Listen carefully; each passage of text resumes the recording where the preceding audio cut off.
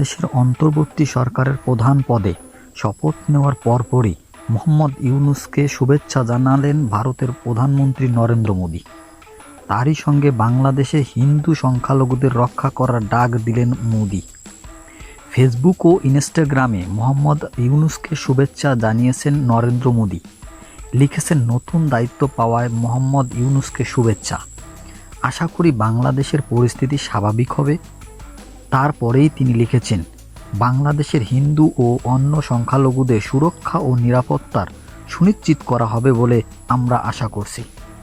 তার বার্তা, দুই দেশের শান্তি, সুরক্ষা ও উন্নয়নের জন্য বাংলাদেশের সঙ্গে একসঙ্গে কাজ করতে হবে ভারত। তিনি টুইটারে পোস্টে ভারতের প্রধানমন্ত্রী নরেন্দ্র মোদি আরও উল্লেখ করেছেন, অন্তর্বর্তীকালীন সরকারের প্রধান উপদেষ্টা হিসাবে শপথ নিয়েছেন নোবেলজয়ী মোহাম্মদ ইউনূস। এদিনই প্যারিস থেকে ঢাকায় ফিরেছেন তিনি। শপথ নিয়েছেন তিনি।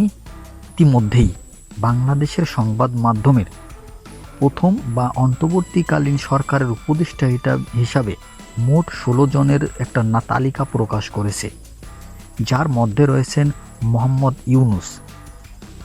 এছাড়াও রয়েছেন সালাউদ্দিন আহমেদ, ডক্টর আসিফ নজরুল, আদিনুল রহমান খান, এএফ হারুন আরিফ, তৌহিদ হোসেন, সৈয়দ রিজওয়ান হাসান, মোহাম্মদ নাহিদ ইসলাম, আসিফ মাহমুদ, সজীব ভুঁইয়া, অবসরপ্রাপ্ত সেনা আধিকারিক এএসএম সাখাওয়াত হোসেন।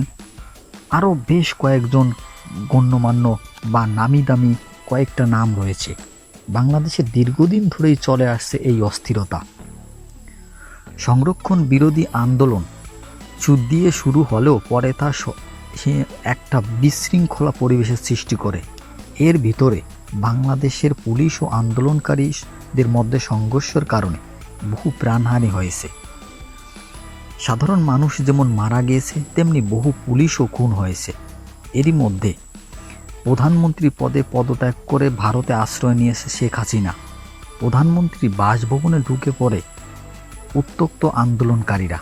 এরপর থেকেই বাংলাদেশের রাশ হাতে নেয় সেনা, কিন্তু তারপরও এই সেনাদের রুখতে পারেনি সেই আন্দোলনকারীরা।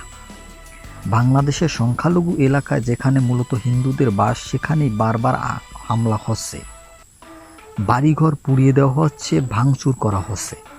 ভারতের আশ্রয় নেওয়া আওয়ামী লীগ সমর্থক দাবি করেছে, এই দেশের আওয়ামী লীগের কর্মী সমর্থন এবং সংখ্যালঘু ও আদিবাসীদের উপর অত্যাচার শুরু হয়েছে।